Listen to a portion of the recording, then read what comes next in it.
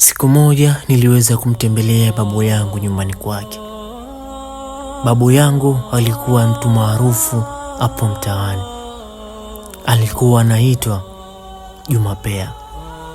Babu yangu alikuwa ni mjumbe wa nyumba 10 hapo mtaani anapoishi. Na kama tunavyojua wajumbe wa nyumba 10 wanavyokuwa, kesi mbalimbali, matatizo mbalimbali katika jamii inayomzunguka lazima aletewe.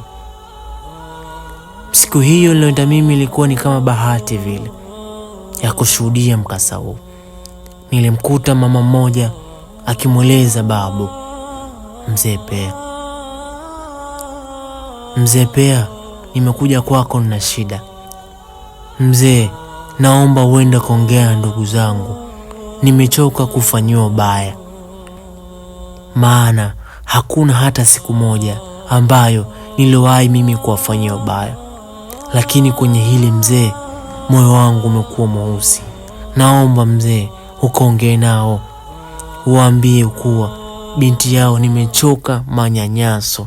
Nimechoka kufanyiwa baya, ingalikuwa mimi na wafanyia wema. Baada ya mama huyo kusema shida zake, babu akamjibu, nimekusikia kwa makini na nimekuelewa vizuri. Naomba nikushauri kitu kimoja. Zidi kuwafanyia wema. Haijalishi wanakufanyia ubaya kiasi gani. Usichoke, kwa sababu wema analipa Mwenyezi Mungu na ubaya analipa Mwenyezi Mungu. Haijalishi wanakufanyia mabaya kiasi gani, lakini wewe tegemea malipo kutoka kwa Mwenyezi Mungu. Kwa hivyo sasa, nenda kazidishe wema. Kwenye huo wema, ipo siku watakuja kujua umuhimu wako kwenye maisha yao. Hapo sasa ndipo watakuona wewe wa thamani na kukuomba msamaha, uwasamehe kwa makosa waliofanya huko nyuma. Basi mama yule baada ya kuambiwa hivyo aliweza kwenda. Lakini mimi nikawa najiuliza maswali. Nikasema hapana, lazima niweze kumuuliza babu. Ilibidi niweze kumsogelea babu kwa karibu na kumuuliza, babu, hivi ni binadamu gani anayeweza kuvumilia kufanyiwa mabaya ingalikuwa yeye anawafanyia mazuri?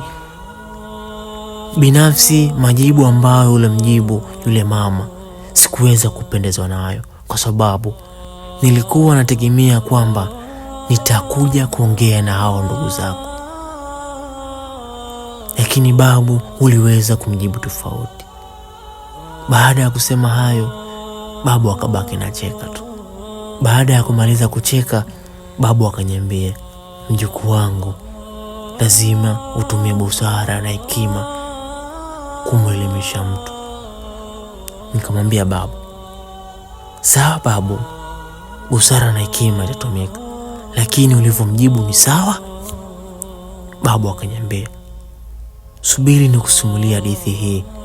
Siku moja Abu Laila radhiallahu anhu amesimulia, kuna mtu mmoja alisema, ewe Rasulullah, nina jamaa ambao ninajaribu kuungana nao, lakini wao wanaukata uhusiano nami. Ninawafanyia wema, lakini wananifanyia ubaya. Ninawavumilia upotovu wao, na wao wananifanyia matendo ya kijinga. Rasulullah sallallahu alaihi wasallam akasema, kama huko hivi unavyosema, ni kama kwamba unawarushia jivu lililo motoni nyusoni mwao. Na utaendelea kupata msaada zidi yao kutoka kwa Allah muda wote utakaoendelea kudumu kwenye mambo haya. Mjukuu wangu, hapa Mwenyezi Mungu alimaanisha kwamba hata kama ndugu na jamaa na marafiki wanakufanyia ubaya, lakini usilipize ubaya, uzidi kutenda mema tu, kwani Mwenyezi Mungu ameamrisha. Lakini kwenye dunia yetu hii ya leo, mtu akikufanyia ubaya, basi na wewe utataka kumlipizia ubaya. Ingalikuwa dini imekataa, mjukuu wangu. Na ndio maana nikaweza kumjibu vile kwamba aendelee kuwafanyia wema, licha ya kwamba anafanywa baya. Ilinichukua kama dakika 5 na kutafakari ile hadithi ambayo babu amenisimulia. Kikweli maneno yale mazito kutoka kwa Mwenyezi Mungu iliweza kunyingia kichwani. Nikamwambia babu, sikuweza kujua hili, naomba unisamehe. Kweli nimeamini kwenye vichwa vya watu vilivyosoma kuna busara na hekima ambao zimetawala ulimwengu. Kweli nimeamini babu, kwenye vichwa vya watu ambao wamesoma dini ya Mwenyezi Mungu basi kuna ufalme wa busara na hekima zimejificha ndani mwao. Babu, nitajifunza kuanzia leo.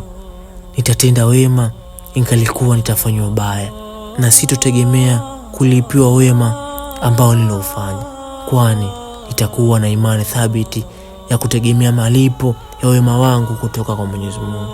Babu, asante.